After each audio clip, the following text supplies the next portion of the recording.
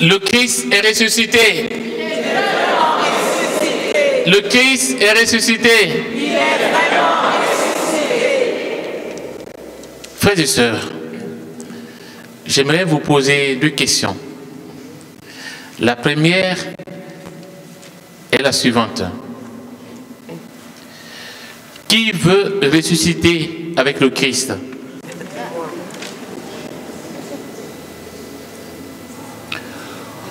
Apparemment tout le monde. Tant mieux, c'est une bonne nouvelle. La deuxième question est la suivante. Attachez vos ceintures. Qui veut mourir avec le Christ?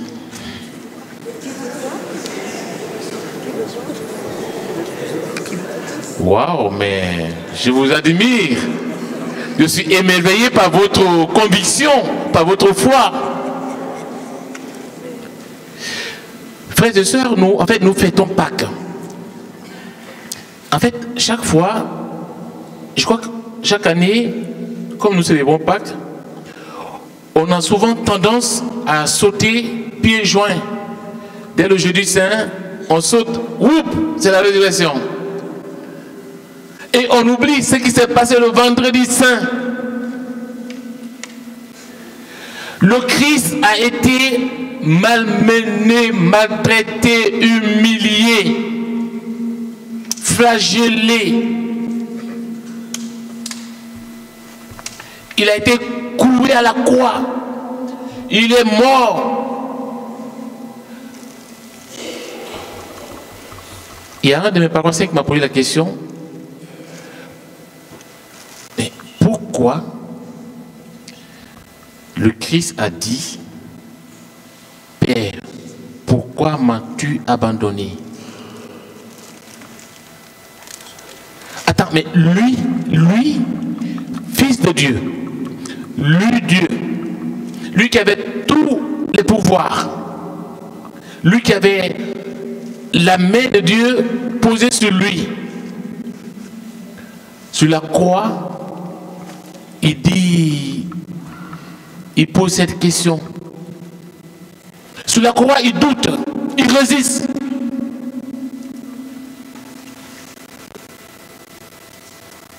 Et après, cette personne me disait, et nous alors, en fait, c'est-à-dire, si le Christ s'est posé cette question, et nous alors? Frères et sœurs, en fait, le christianisme, vous savez très bien, le fondement du christianisme, c'est Pâques. C'est Pâques, en fait. C'est Pâques. Mais sauf que, avant de célébrer Pâques, il y a ce passage d'abord avant Pâques, il y a ce vendredi saint où le Christ a souffert jusqu'au bout, a traversé l'épreuve jusqu'au bout, a assumé jusqu'au bout, à travers la douleur, l'humiliation, l'agitation de la foule, à travers les cris. C'est-à-dire que le Christ assume notre condition humaine jusqu'au bout, sans réserve. Il n'y a pas de plus grand amour que de donner sa vie pour ceux et celles qu'on aime. Et c'est ce que le Christ a fait jusqu'au bout. Jusqu'au bout.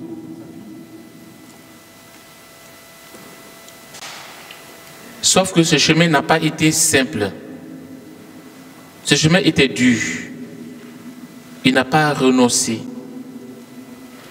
Il est allé jusqu'au bout. Peut-être c'est une invitation pour nous de ne pas quelquefois fuir nos croix, de ne pas abandonner le chemin. Quelquefois on est prêt à tout abandonner. Dès qu'il y a et puis on prend la tangente. D'ailleurs, comme les apôtres, dans la première lecture, vous avez entendu, c'était quoi déjà la première lecture? Dans la première lecture, c'était quoi déjà? Pardon? Les amis, c'est moi, je vous parle. Dans la première lecture, on parlait de quoi? Qui disait quoi? Pardon? Pierre disait quoi? C'est pas Pierre qui parlait dans la première lecture. C'est pas ce même Pierre qui avait pris la tangente, qui avait renié le Christ devant, voilà, devant la souffrance, devant la passion, devant l'humiliation, la peur de tout perdre, la peur de mourir lui aussi. C'est Pierre qui reprend la parole aujourd'hui, qui nous dit en fait quelque chose d'important de ce Christ en fait.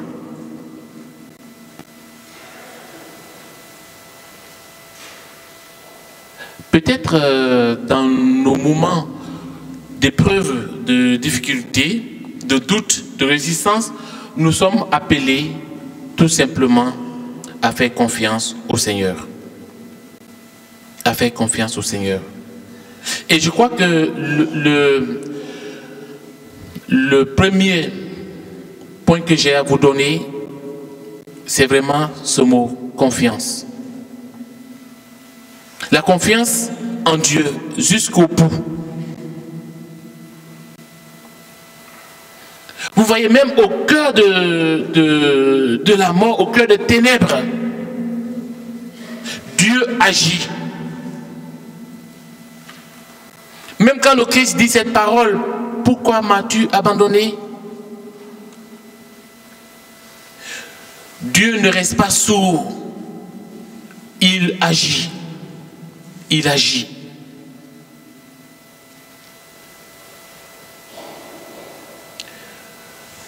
Le deuxième point, c'est dans l'évangile que nous avons entendu, il est dit que les femmes arrivent au tombeau et en fait le Christ n'était plus au tombeau et elles courent annoncer la bonne nouvelle parce que l'ange leur dit que le Christ n'est pas là. Et les femmes retournent. Elles vont annoncer aux autres cette bonne nouvelle. Mais en cours de route, le Christ les rejoint. Il leur dit, je vous salue. Et après, il les envoie en mission. Soyez sans crainte. Allez annoncer à mes frères qui doivent se rendre en Galilée. C'est là qu'ils me verront. Quels sont nos Galilées? Nos Galilées, frères et sœurs, sont nos lieux de vie dans le quotidien. Nos Galilées sont nos familles. Nos Galilées, ce sont nos lieux de travail. Nos Galilées, c'est notre groupe de prière de ces vivants. Nos Galilées, voilà, vous savez, pour Galilée. Ce sont ces lieux où le Christ avait cheminé avec ses disciples. Le Christ nous rejoint dans nos quotidiens, chaque jour, à chaque instant. Et c'est à nous de rester attentifs. C'est à nous d'ouvrir notre cœur devant lui. Parce que ce mystère que nous célébrons nous dépasse des fois. Et nous sommes appelés à être attentifs, à faire attention, à ne pas rater l'opportunité qui nous est donnée. L'opportunité d'entrer dans la vie de Dieu. Le Christ ressuscite. En fait, je ne sais pas si vous vous rappelez le dimanche des Rameaux et le vendredi saint. Nous avons lu la lecture de la passion du Christ, n'est-ce pas? Vous vous rappelez très bien?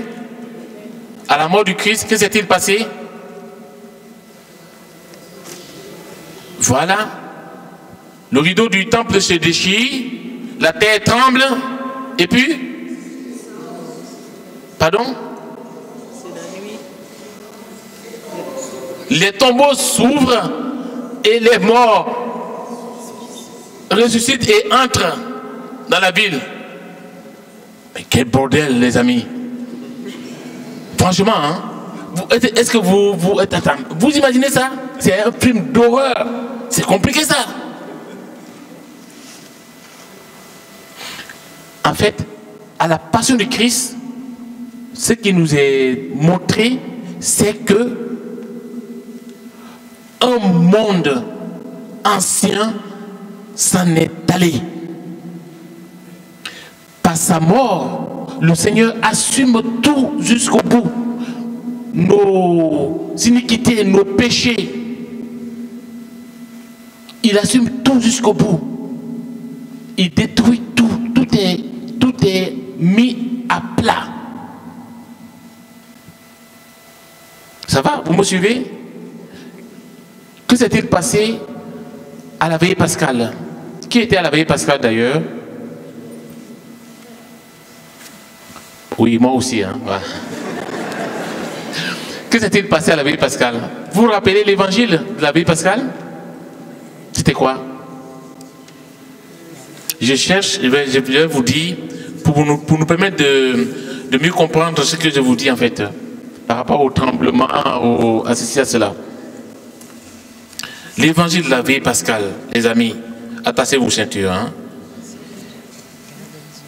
Il est dit, après le sabbat, à l'heure où commençait à poindre le premier jour de la semaine, Marie-Madeleine et l'autre Marie vinrent pour regarder le sépulcre.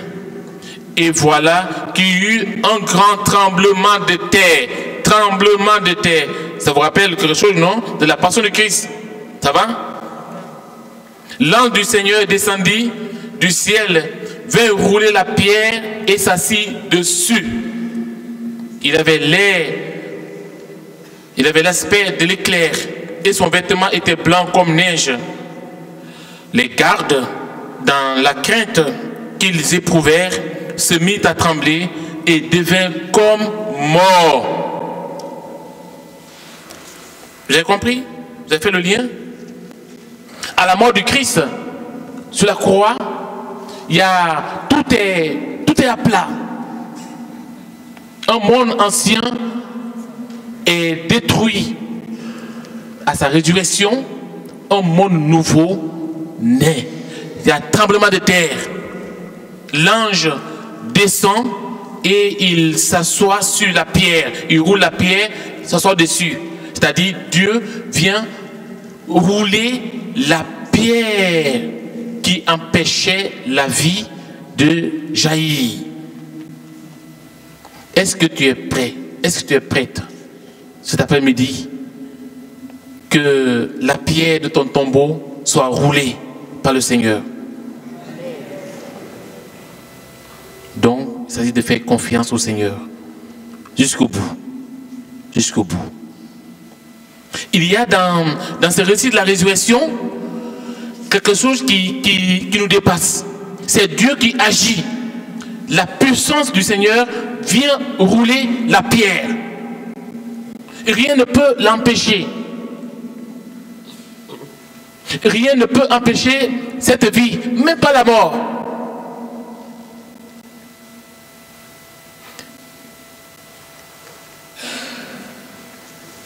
Il y a une autre possibilité de comprendre cette résurrection. Il y a une des catéchistes qui est malade à l'hôpital. Donc hier, après la célébration, la fête, j'étais parti avec d'autres catéchistes pour lui rendre visite, lui donner le sacrement des malades et la communion. Et en cours de route, voilà, les jeunes dames voilà, papotaient. Et le sujet était sur la résurrection. Comment le Christ est ressuscité? Il y a une qui dit cette réflexion. Ça m'a choqué au début, parce que je n'ai jamais appris ça à l'école, à l'université, non. En théologie, je n'ai jamais appris ça. Elle dit, c'est le Christ qui a poussé la pierre du tombeau et il est sorti victorieux. Vous comprenez ça? Vous comprenez? Je me suis dit en fait, mais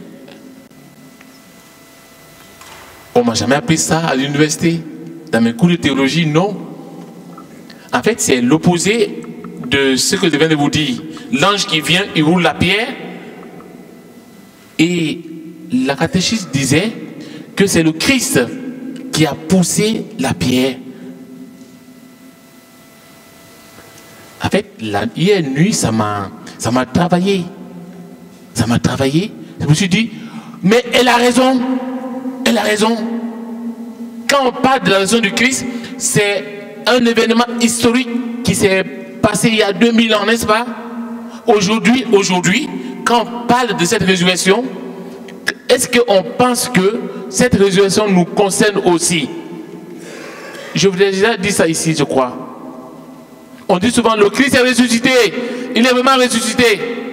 En fait, comme si nous, ça ne nous concernait pas. C'était le chant, voilà.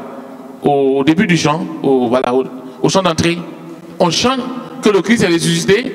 Nous, on dirait qu'on est à l'ouest. Alors que c'est notre résurrection qu'on célèbre, qu'on fête, qu'on annonce, qu'on proclame. Ce qui veut dire tout simplement que, en fait, le Christ est ressuscité, oui, c'est vrai. C'est une réalité historique. Mais cette réalité historique s'actualise jour après jour si et seulement si chacun de nous fait l'effort de pousser aussi la pierre qui ferme son tombeau. C'est ça en fait. Que la résurrection du Christ soit un événement qui nous concerne, pas un événement qui concerne sur le Christ. Il l'a fait pour nous. Est-ce que es-tu prêt à pousser la pierre qui ferme ton tombeau? Tombeau de peur, tombeau de haine, tombeau de manque de pardon, tombeau de fatigue spirituelle. C'est ça en fait. Dieu fait sa part. Mais est-ce que toi tu fais ta part? En tant que baptisé, confirmé, marié, communié, ainsi de suite, tous les sacrements que nous recevons. Le sacrement par excellence, c'est le Christ lui-même. Le sacrement par définition, c'est Dieu qui se donne à l'homme. C'est Dieu qui déploie sa puissance, sa grâce dans la vie, dans la faiblesse de l'homme, pour que celui-ci puisse davantage parvenir à lui, être semblable à lui. Et le Seigneur nous donne cette force en fait. Et donc quand nous fêtons la résurrection du Christ, c'est vraiment aussi la nôtre. Il s'agit pour nous, frères et sœurs, de pouvoir saisir cette opportunité, de laisser toute notre vie être éclairée par lui, par la lumière de sa résurrection. Voilà la bonne nouvelle qui nous est donnée. Et une fois que cette bonne nouvelle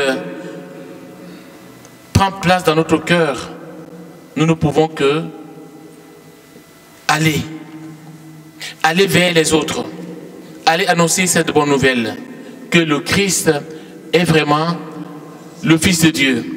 Le Christ est vraiment ressuscité. D'ailleurs, en fait, les actes des apôtres nous disent cela, en fait. Imaginez ce qui s'est passé le vendredi saint. Tous les autres, ils ont tous pris la tangente. Personne, même Pierre qui disait le jeudi, si tout le monde arrive à t'abandonner, moi Pierre, je ne t'abandonnerai pas. Mais 1, 2, 3, le gars était à terre. C'est pas ce Pierre qu'on a entendu dans la première lecture qui proclame haut et fort. Et même le jour de la Pentecôte, que se passe-t-il? Ils sortent de leur tombeau, ils sortent de leur cachette pour aller annoncer que le Christ est vraiment le Fils de Dieu, il est vraiment ressuscité. Voilà, frères et sœurs, la mission qui nous est donnée aujourd'hui. Pâques nous envoie en mission, si seulement si nous laissons la vie du Christ régner en nous, pas sa vie du vendredi, non, sa vie du samedi saint, sa vie du dimanche, sa vie de ressuscité.